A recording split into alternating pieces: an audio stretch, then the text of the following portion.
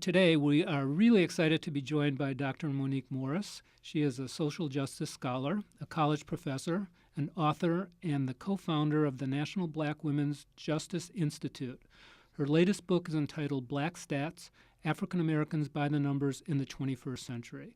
Dr. Monique Morris, welcome to Flashpoints, and thank you so much for being here. Thank you for having me. All right. So can you start by just telling us a little bit more about what is important to know about you and the work that you've been doing at the intersection of education and social justice? The majority of my time of late has been spent really trying to explore what the school-to-confinement pathways are for Black girls especially, but looking at girls of color and the intersections between race and gender that provide too much opportunity for them to be punished and criminalized in schools. And so I write, I teach, I engage in public conversations around these issues, and I'm working on a book that's looking at the criminalization of Black girls in schools as a way to confront not just a further articulation of the problem, but also to present some alternatives and to begin to dive into some of the solution building around these issues. That's a book you're working on now? It is, yes. Oh, does it have a title yet? Yes. It's called Push Out, and it'll be published by the New Press in the fall of 2015. All right, cool. We'll look forward to that. The dominant narratives about how to reform the educational system, and there are obviously raging debates about that right now, but the dominant narratives typically leave out a lot of the social and economic conditions of students who come to schools, their families and their communities. So in your book, Black Stats, you actually help to contextualize a lot of the experiences of African American students as they come into schools. And you also challenge a lot of myths. I'm wondering if you can just highlight a couple of the most important things that your book addresses about Black America's current conditions.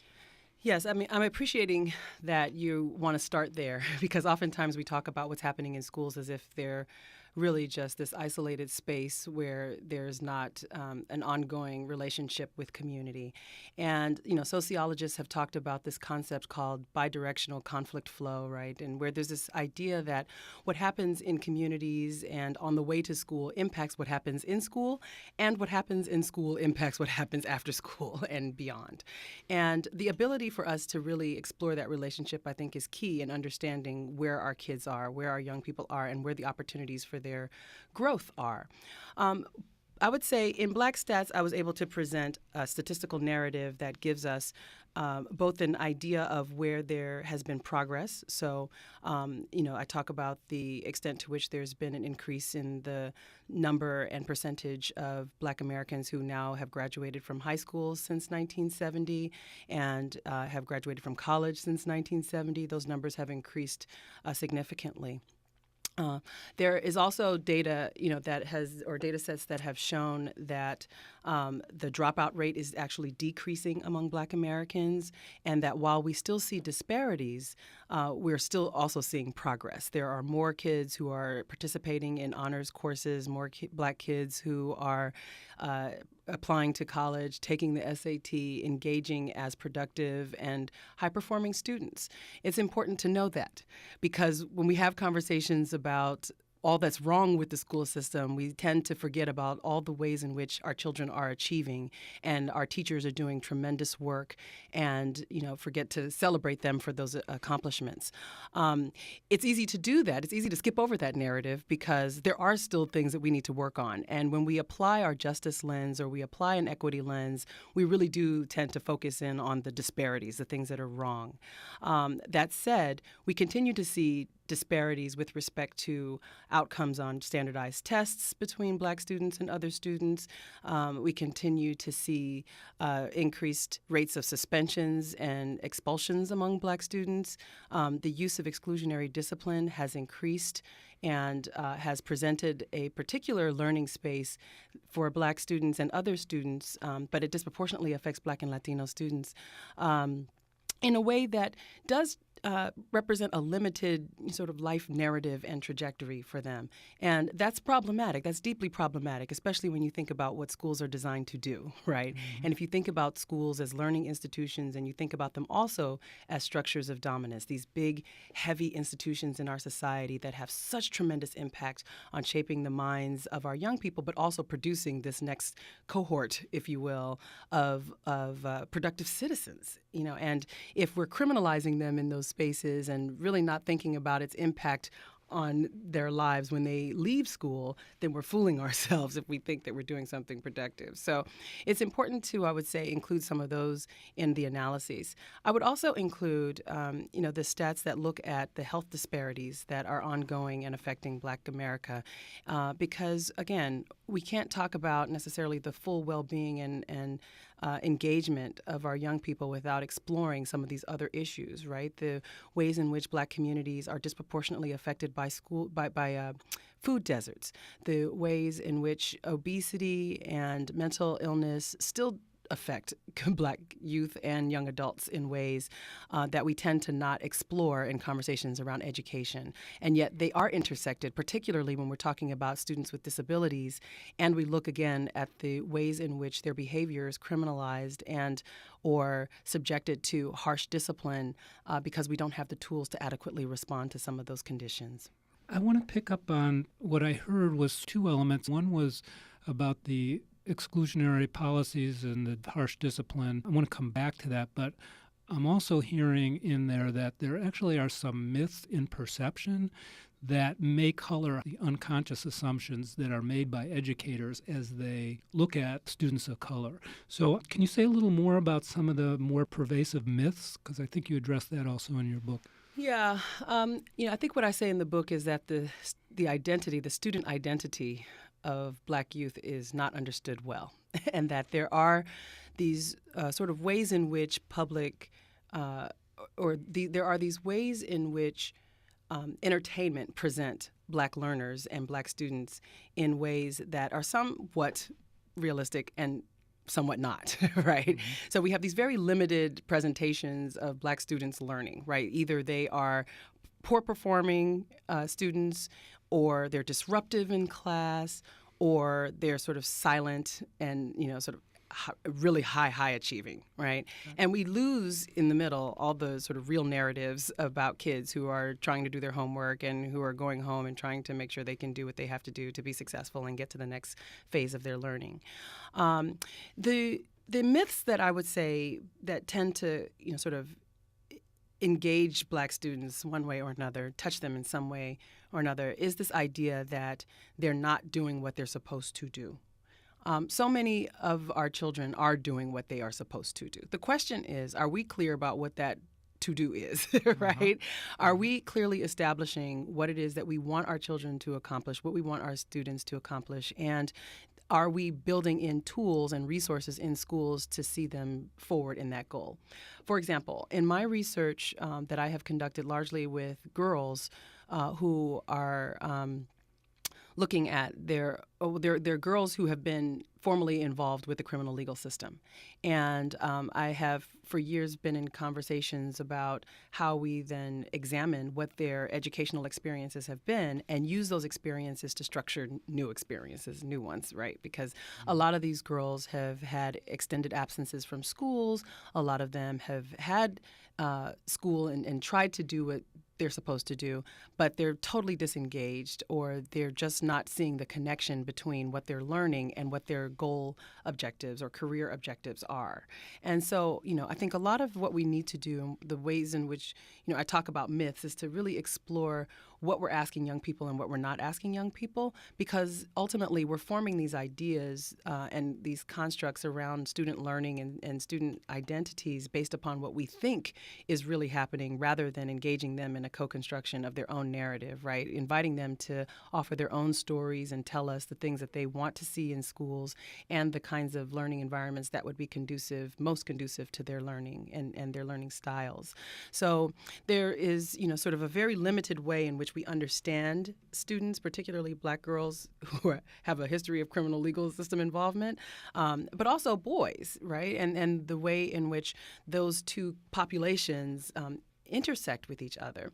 A third space, obviously, is around the kids who are just really extra invisible, and those are, transgender kids and, youth who are questioning in gender identity and expression, and the limited way that we engage them even in our narratives around how schools perform and how schools engage and ultimately create an inclusive learning environment that will allow our young people to grow. Can you say more about that idea of what it is that schools could or should actually be doing? I mean, if they were really respecting the wealth of culture and wisdom that students brought in, if they were really being inclusive, if they were really co-constructing, like people can sort of maybe wrap their minds around that idea, but it's very hard to get a picture of what that would look like or feel like or sound like in a classroom. I mean, I think, it's ultimately about creating spaces that are non-oppressive. So we talk about anti-oppression lenses as if they really only live in theory, right? Mm-hmm. And we teach our young people about fairness, right? And we engage in conversations about equity, and yet we don't necessarily demonstrate that in our policies and in our practices. So the type of research that I conduct and engage in is called participatory action research, where we're actually asking young people to come forward with their own ideas, and others who are affected in whatever research I'm involved in. But young people come forward with their own ideas and really begin to co-construct, to work together to construct and build opportunities and ideas about what their learning environment might look like. This is tricky because most of our schools have a set curriculum, and it's ultimately about standardization. And we talk about when there's not standardization, there being an underperformance in certain areas. And while I agree that there absolutely need to be standards set in place because we want our kids to be rigorous and competitive, and we want this work to be engaging, we also need to redefine, I think, how we're understanding what standards are, right? Whose standards? What are young people really needing to be competitive, right? What do they need to actually be able to get into school, get into college, pursue that if that's what they want to do, but also live healthy and whole, productive lives? And that's where this anti-oppression work really comes into play, building in a learning environment where there's a dignity and respect that takes place in the classroom. There's a very clear articulation of what those expectations are. Those expectations are co-constructed. There are systems of accountability put forth in the classroom and in the schools where young people themselves will take on leadership roles in the school, where young people themselves will partner with adults to hold their own community accountable for some of these actions. We're seeing these cultures, these new cultures being established in many different spaces. I've seen them throughout the country, some of them in restorative practice, but also some of them just in new visions for how we want to engage young learners, right? And how we want to respond to their unique needs and their unique interests, as well as their unique challenges. And really think through education as less of a cookie cutter sort of approach to understanding how our brains function and how we want to grow as productive citizens, and really thinking about building communities in which voices are valued, in which practices allow us to explore new opportunities, and in which we're able to ultimately craft new narratives about who we want to be as citizens, who we want to be as learners, and who we want to be as educators.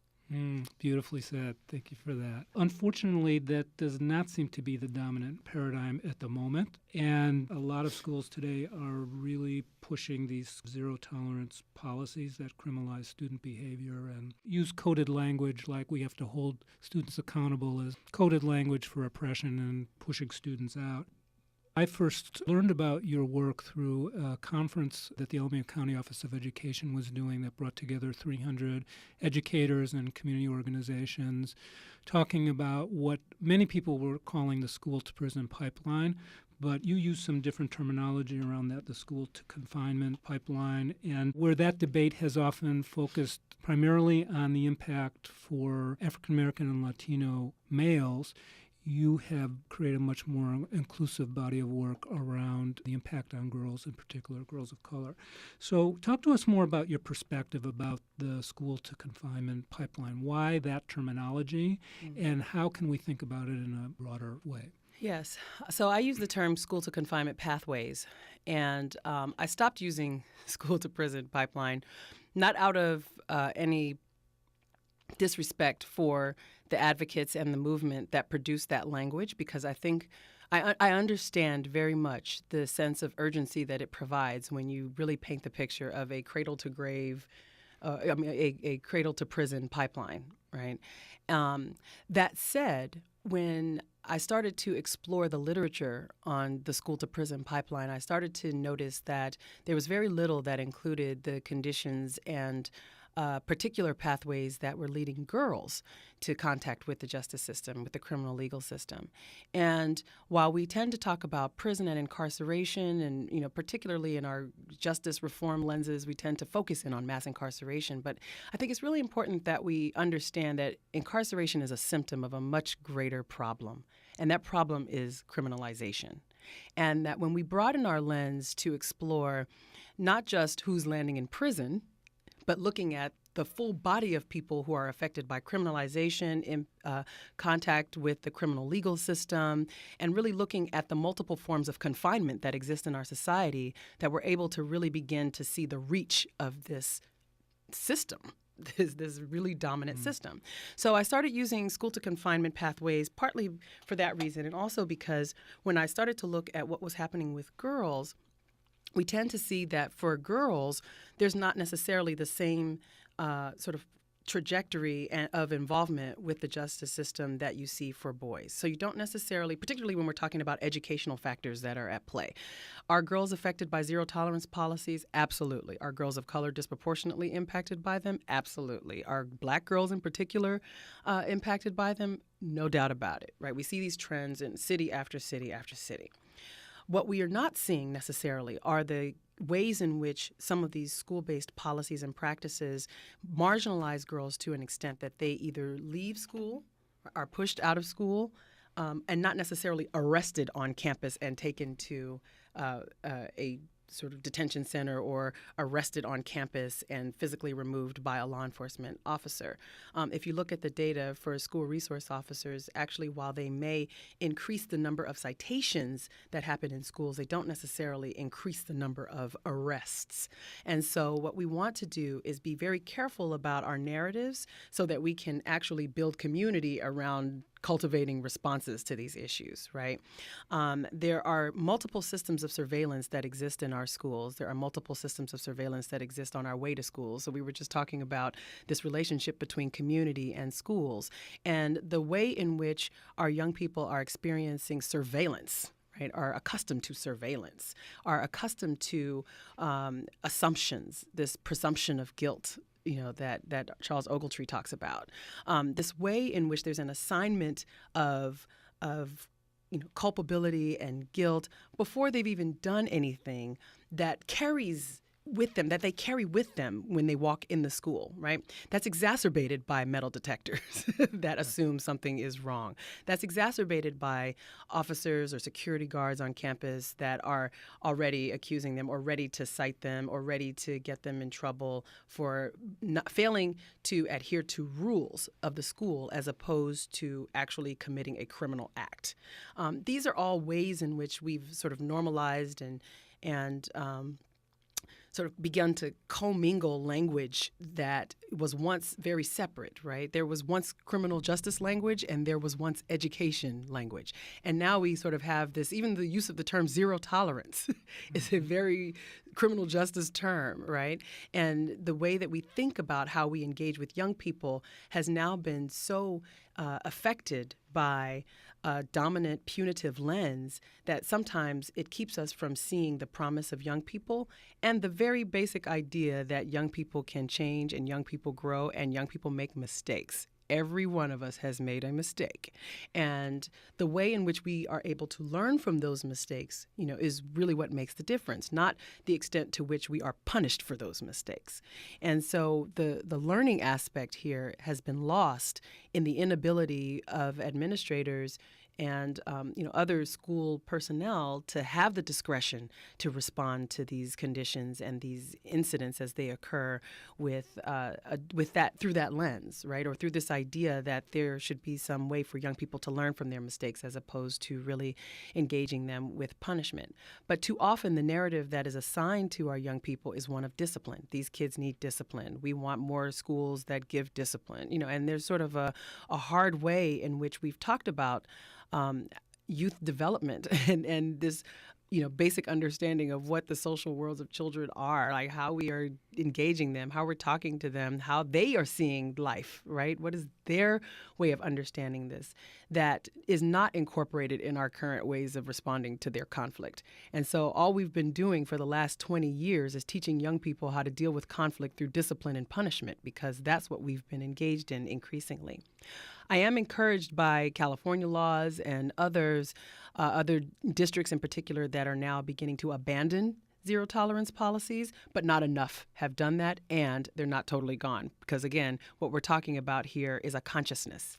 And that's why, the other reason why I started to use the school to confinement pathways idea is because ultimately when we start to think of the multiple pathways, it's not a linear direction. It's not a linear piece. This is not a linear relationship between schools and criminal legal system, right? It's very dynamic, and it includes multiple pathways, and it also includes a certain prevailing consciousness of criminalization that I'm after. I'm after that consciousness.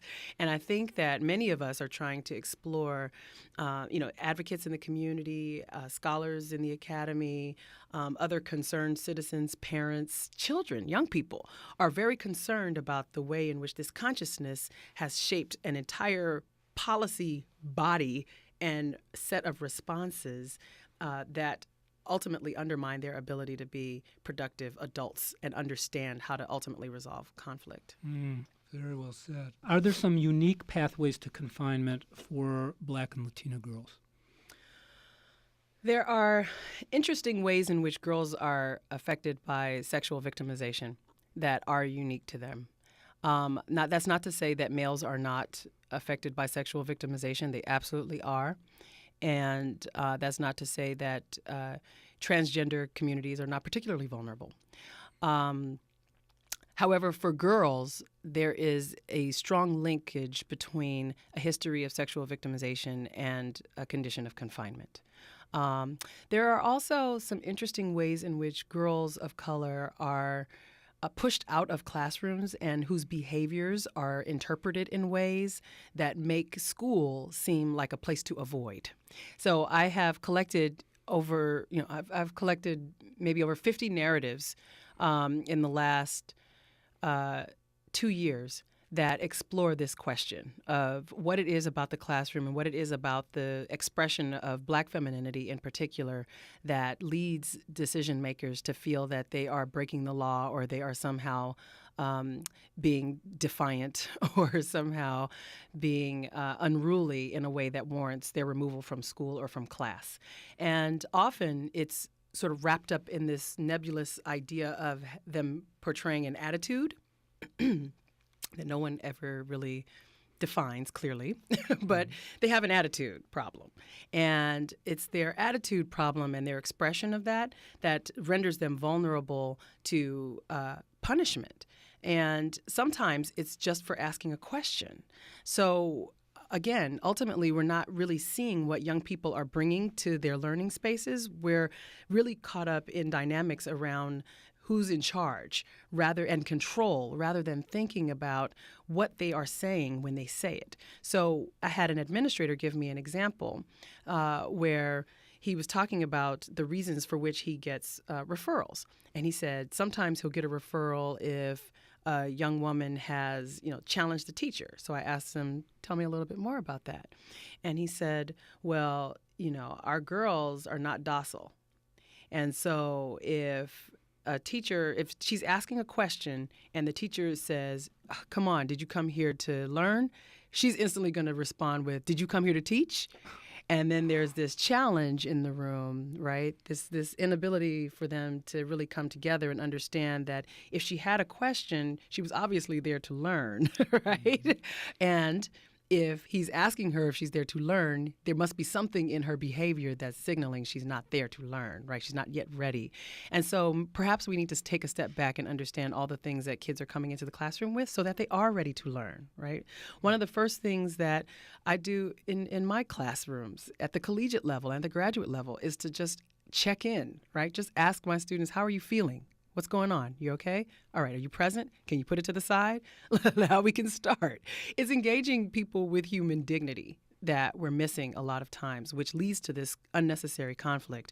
And again, I know sometimes when I talk about these things, it might sound like rosy and utopian, but the reality is we're all people, we're all human. And so the extent to which we can really build in practices that honor those spaces and treat people with dignity and respect, then I think the more we'll see there being a reduction in the attitude that no one can explain and this interpretation of their frustration with their conditions as willful defiance. Why do you think the impacts of punitive educational policies on girls of color are not more frequently discussed?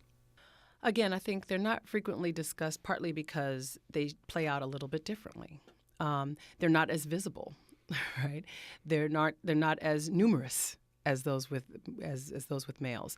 There's this tendency in our conversation about school to confinement pathways and school to prison pipeline to compare the conditions of males with the conditions of females. And I've often said that's an inappropriate comparison because boys will always be and have always been in trouble more so than girls. They act out more in class. There's many reasons that people explain that, many reasons that are used to explain that. But the basic idea is that girls often engage in problematic behavior at lower levels than their male counterparts. So I usually just engage in a conversation that talks about males on one side and what's happening with the girls and females on the other side. That said, the ways in which female aggression, girl aggression plays out sometimes goes underneath the radar. So the ways in which bullying takes place, for example, may not necessarily be physical. Of course, those girls who fight are going to get caught, right? Or they'll be seen in some way. It's a very physical way of acting out. But there are other aggressions that take place, other ways that girls are engaged in bullying activities, the teasing, the taunting, the gossiping, or the talking behind someone's back. Those are things that lead to conflict and that, ultimately, kind of live under the surface and under the radar of many teachers, well-meaning teachers, administrators, and even those that try to establish a culture in the school where that's not tolerated. Sometimes they miss it. And, when they miss it, it's important to really think about how we've not then built in structures that allow the spaces for those kinds of conversations to emerge, right? We have to create learning spaces, again, where young people talk. Girls are going to talk. They're going to process information. That's how they learn, is part of the many ways in which they learn and come to know things. And understanding and developing pedagogy that can really respond to those things, I think, will allow us to elevate some of these other issues that then lead to them feeling marginalized from school or them feeling like they can't really participate or can't really engage because they lack the self-esteem to really engage as high-performing students. A lot of the girls that I have spoken with over the course of the last couple of years have shared stories about not just being sort of taunted into fighting or feeling that they had to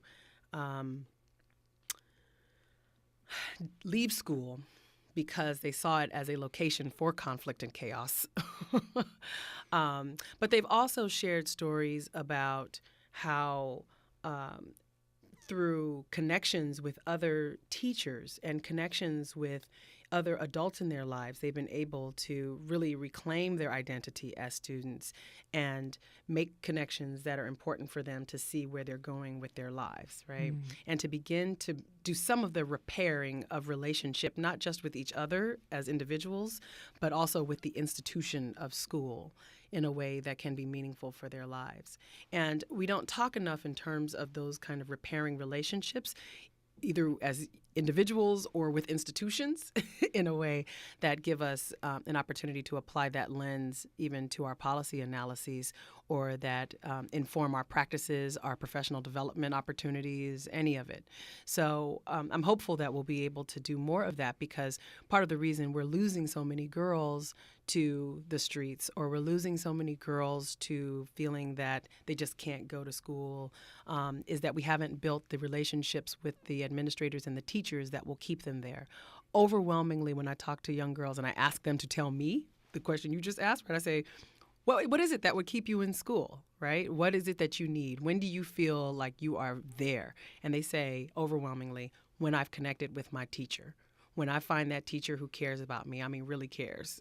And it's that connection that they're looking for, and that connection that will ultimately lead them to, sort of build lasting learning opportunities for themselves. Mm-hmm. And there certainly are individual educators who make that commitment or have that Absolutely, consciousness. Who are stellar. Yeah, I'm also wondering on a kind of broader programmatic level, have you seen examples of either restorative models or programs that are actually in a more systematic way choosing that way of building community and really reaching students? So I'm part of an evaluation team of one program that I don't want to mention until our results are in.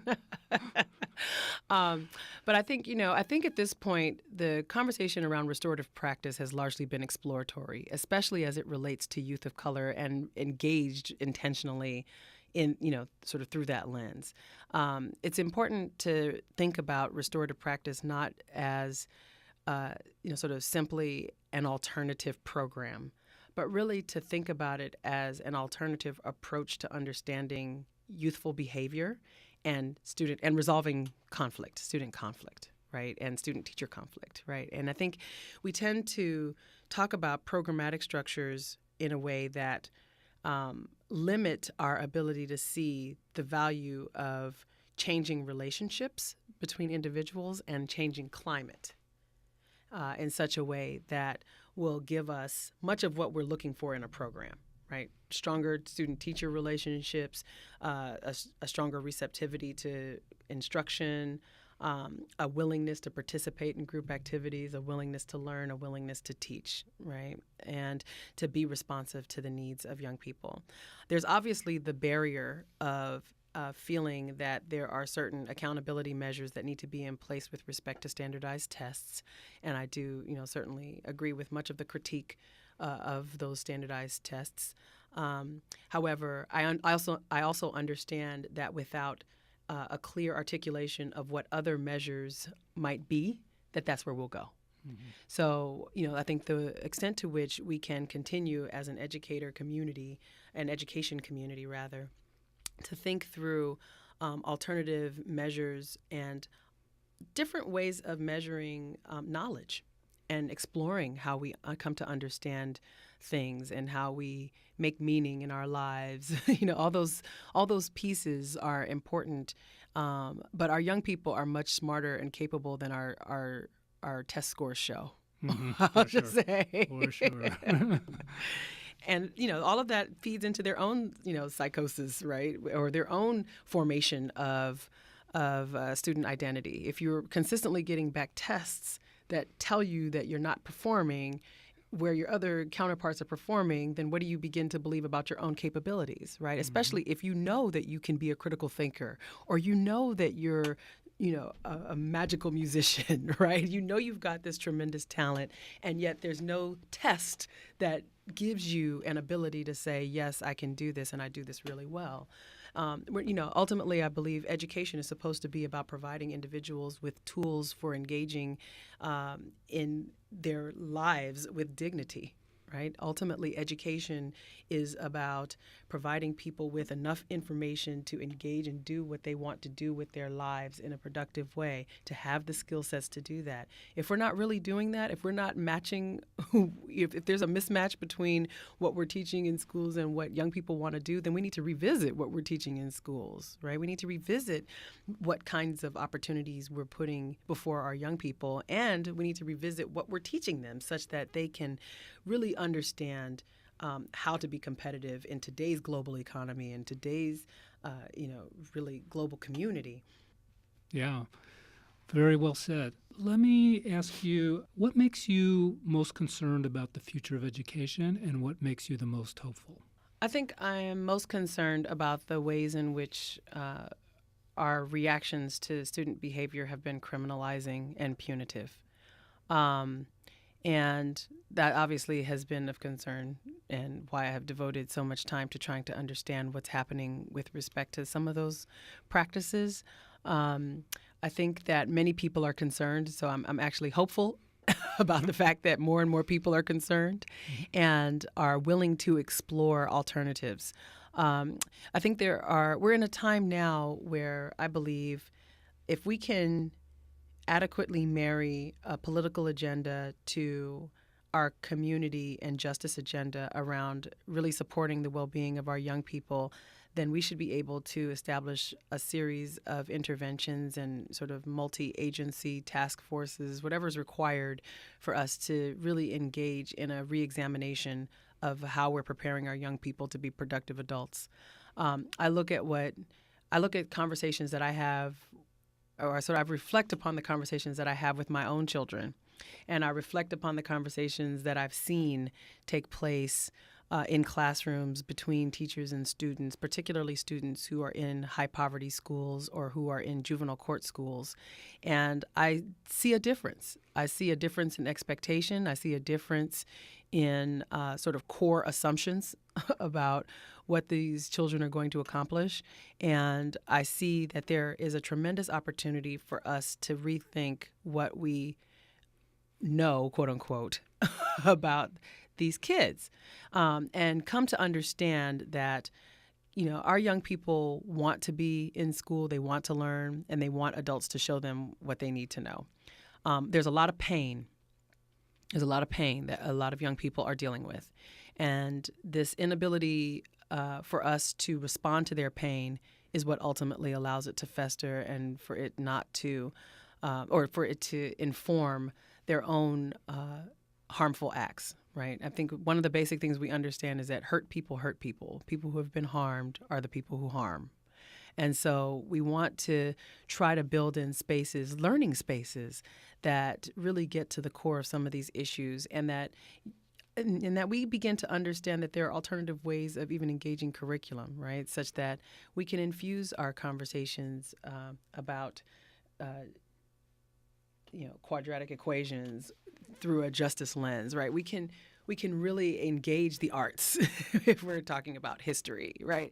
And to really just rethink of how we're talking about things and making meaning for young people, because a lot of our young people are bored. And, many of us might remember being bored. And, we've got to think about exciting ways of introducing new material and old material to young people such that they really get the connection, again, between what they're learning in the classroom and what they want to do with their lives. All right. Thank you for that. Is there anything else you want to address that we haven't talked about? I think we've covered, the core piece that I like to talk about, which is the school to confinement pathways piece and the ultimate necessity of including girls in this conversation. I will say that, given that our narrative has so dominantly centered males, it is really important for us to think through how and why we are engaging young women in this conversation as well. I've often said that, our young people share schools, they share surveillance, they share families, they share communities. And so any agenda that doesn't include them, include girls, include anyone else who doesn't identify as male, that we're doing a disservice to our ability to really build sustainability here and build capacity to see this work through the long term. And, for girls of color who are balancing multiple oppressions, they're balancing patriarchy, trying to manage, their own racial oppression in the context of patriarchy, in the context of poverty often, that there's a tendency to think of them just as, misbehaving or bad girls, without consideration of all the things that might be leading to those kinds of behaviors. And I'm really just an advocate for stepping back and looking at, what might be the root causes of some of these issues. If we're seeing so many kids being thrown down the river, perhaps it's time for us to go upstream, right? And perhaps it's time for us to think about what we're doing as a community of adults that has led to some of these conditions, rather than just pointing the finger at our young people and accusing them of being belligerent. Absolutely. Thank you so much for that. Our guest today has been Dr. Monique Morris. She is a social justice scholar, a college professor, an author, and the co-founder of the National Black Women's Justice Institute. Her latest book is Black Stats, African Americans by the Numbers in the 21st Century. And tell us again the book coming out in 2015. It's called Push Out, and it'll be on the new press in fall of 2015. All right. Well, Dr. Monique Morris, thank you so much for being here today, for sharing your wisdom, your insight, and your inspiration. Thank really you. Appreciate it. Thank you for the invitation. Okay.